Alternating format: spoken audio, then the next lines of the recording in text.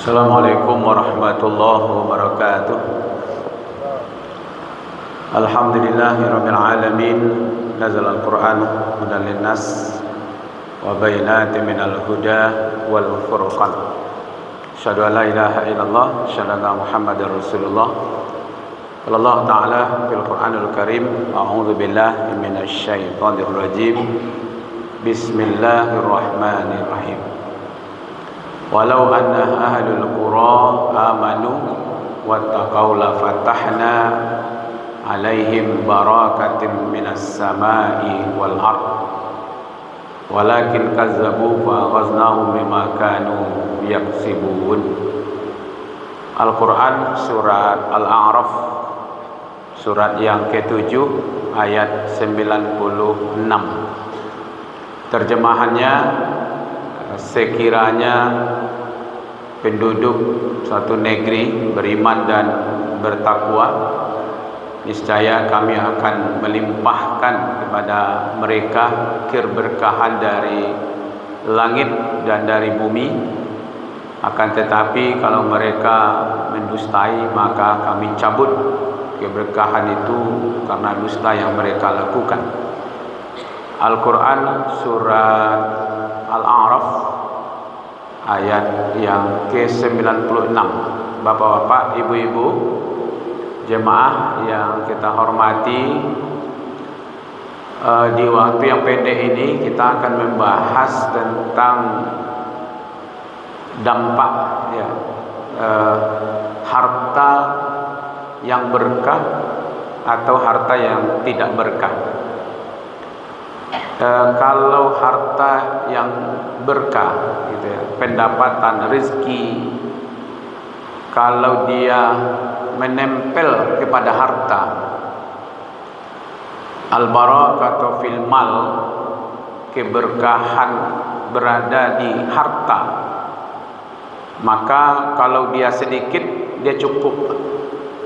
Dia walaupun tidak banyak, tapi dia cukup. Ya, kalaupun dia habis, habisnya bukan untuk disia-siakan. Itu tandanya berkah. Habis hartanya tapi untuk bermanfaat, ya kan? Digunakan harta itu untuk kebaikan. Jika dia sampai satu nisab dan haulnya, dengan mudah dia mengeluarkan zakatnya. Mudah dia bersedekah, itu tandanya kalau menempel keberkahan kepada harta. Ringan menolong, tolong menolong. Artinya harta yang berkah itu menambah kedekatannya dengan Allah. Nah, itu kalau keberkahan menempel kepada harta. Ya. Al-barakatu fil jasad, kalau seandainya keberkahan itu menempel kepada tubuh kita, kepada badan. Tadi artinya badan yang berkah, maka tubuh itu akan sehat. Ya, dia akan kuat. Sehatnya untuk ibadah, kuatnya untuk beramal. Ya. Tapi kalau untuk jalan pagi kuat, kata Pilawi, ya, ke puncak buki, tapi ke masaji tidak kuat jalan, itu tidak berkah, Pak. Ya, goes-goes ke Gunung Padang, ke Unan tu, Pak, mampu dia. Tapi goes ke masjid dekat rumahnya 30 meter, 40 meter, itu tidak berkah. Ya. Makanya panjang umurnya, banyak amal baiknya, itu dia. Khairun nas man tala umruhu, sebaik-baik manusia yang panjang umurnya, wa hasunah, ya kan, dan banyak baiknya amalunya. Jadi kalau keberkahan menempel kepada jasad, kepada tubuh, tubuhnya menjadi kuat untuk ibadah, beramal. Waktu yang digunakannya adalah untuk kebaikan. Ya, panjang umurnya, banyak amal baiknya. Keberkahan menempel kepada zuriati, kepada Al-barakatu fi zurriyati. Kalau keberkahan itu menempel kepada keturunan, artinya dia mendapatkan keturunan-keturunan yang berkah, maka anak-anaknya menjadi anak-anak yang soleh dan soleha. Ya, ini kaji untuk kita bapak-bapak, bukan untuk orang lain. Jangan dibeko disamain lo ke orang. Oh pati lah pajar tu tidak ada elok keturunannya, itu tidak urusan awak.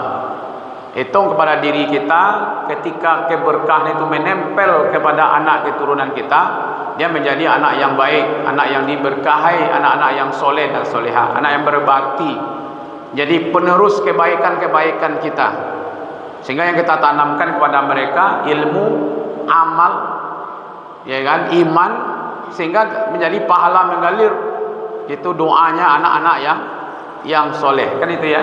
Iza mata insan anqata amalu ila min salasin sadaqah jariyah aw ilmu yantafa'u bi aw waladun salihun.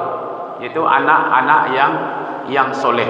Jadi kalau menempel kepada keturunan, anak keturunannya menjadi anak yang baik, berbakti, soleh dan membawa dekat dengan Allah. Al-barakatu fil qalb. Kalau menempel dia ke hati, Pak, ke kolbu, hati yang berkah, maka hatinya itu menjadi tenang, jiwanya itu menjadi tenang, Pak. Ini bukan masalah rumah besar, Pak, bukan harta banyak atau tidak banyak, tapi kalau dia sudah dapat keberkahan itulah menempel ke dalam hatinya, maka jiwanya akan tenang, dadanya akan lapang. Dia tidak bisa dikuasai oleh iri, tidak bisa dikuasai oleh dengki, dia tidak bisa dikuasai oleh ketamakan, ya kan? Maka ala bizikrillah tatmainul qulub. Ketahuilah dengan banyak mengingat Allah, hati yang selalu mengingat Allah, ya kan, itu akan membawa kepada ketenangan. Kalau tidak, ini masalahnya lagi nih, Pak. Ya, kalau seandainya dia tidak menempel keberkahan di situ, maka satu, kebahagiaan akan cepat dicabut, Pak. Mungkin awal-awalnya dia bahagia, tapi kemudian dicabut, akhirnya hatinya gelisah, hilang manfaat dari tenaga. Dia kuat tapi tidak bermanfaat untuk dekat dengan Allah. Dia menjadi jauh dari Allah. Ketentraman jiwanya hilang, keserakahannya menjadi ini. Mohon maaf, Bapak. Kenapa hari ini orang korupsi sampai triliunan, Pak? Apa karena itu kebutuhan? Tidak, itu karena keserakahan. Ternyata uang haram, uang yang tidak berkah, harta yang tidak berkah itu menarik dirinya. Tidak ada rasa puas. Tidak ada rasa puas, Pak. Yakinlah, Bapak. Kalaupun dia menguasai, kadang-kadang mungkin dia tidak tahu juga berapa jumlah hartanya, tapi dia tidak akan pernah puas di situ, Pak. Akan dicabut oleh Allah rasa kepuasan, sehingga dia tambah terus, cari terus, maka dia tidak peduli lagi dengan halal dan haram. Jadi harta yang masuk ke dalam dirinya, kalau itu tidak berkah, maka akan menjadi penyakit bagi tubuhnya, akan gelisah batinnya, ya kan? Kekuatannya tidak digunakan untuk mendekatkan diri kepada Allah. Keluarganya, mohon maaf, akan sulit mendapatkan keluarga yang soleh dan soleha dari hasil yang tidak berkah. Maka dari itu, Bapak Ibu yang kita hormati, ada doanya.